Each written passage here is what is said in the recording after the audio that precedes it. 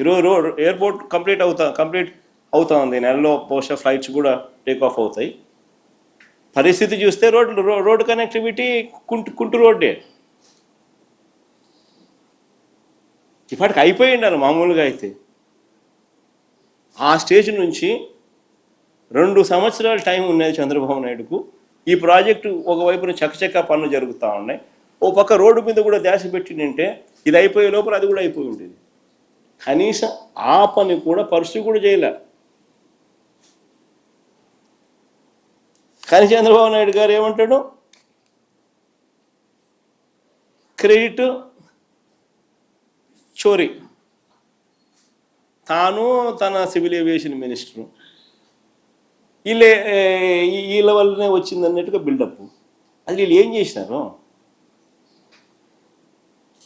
అది వీళ్ళు ఏమన్నా చేసినారా? ఒక పర్మిషన్ తెచ్చినారా? ల్యాండ్ అక్విజిషన్ చేసినారా? కనీసం జరగాల్సిన పనులన్నా చేయించినారా? కనీసము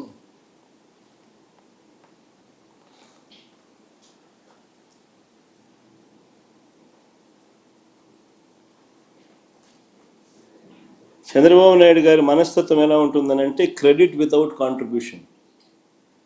అది చంద్రబాబు నాయుడు గారి మనస్తత్వం.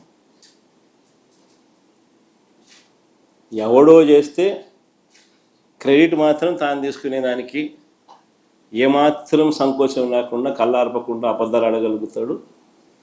సంకోచం లేకుండా క్రెడిట్ తన ఖాతాలోకి వేసుకుని ప్రతి ప్రయత్నం చేస్తాడు. ఇంక 3వ సబ్జెక్టులోకి పోదాం. పరిశ్రమలకు సంబంధించి కొన్ని వాస్తవాలు చెప్తా.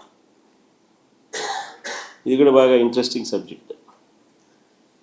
ఒకవైపు ఇలా క్రెడిట్ చోరీ, ఒకవైపు చంద్రబాబు నాయుడు గారు ఏ రకంగా చేస్తాడు అన్నది మనకు ఇప్పటికే అర్థమవుతుంది. అదాని డేటా సెంటర్లో గూగుల్కి సంబంధించిన విషయం అయితేనేమి, ఎయిర్పోర్ట్ అయ్యే విషయం అయితేనేమి, ఇంకా అనేక విషయాలు ఇంకా చెప్పుకుంటూ పోతుంటే అనేక విషయాలలో ఆయన ఏ రకంగా క్రెడిట్ చోరీ చేస్తారన్నది మనకు తెలిసిన విషయం.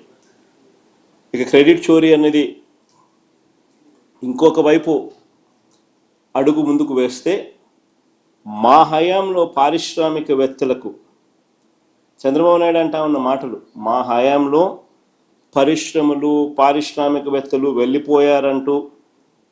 వెళ్ళిపోయారన్నట్టుగా చంద్రబాబు గారు నిరంతరం బురద జల్లుతూ ఒక ప్రచారం చేస్తూ ఉంటాడు. ఆయనకు సంబంధించిన ఆయన ఎల్లో మీడియా.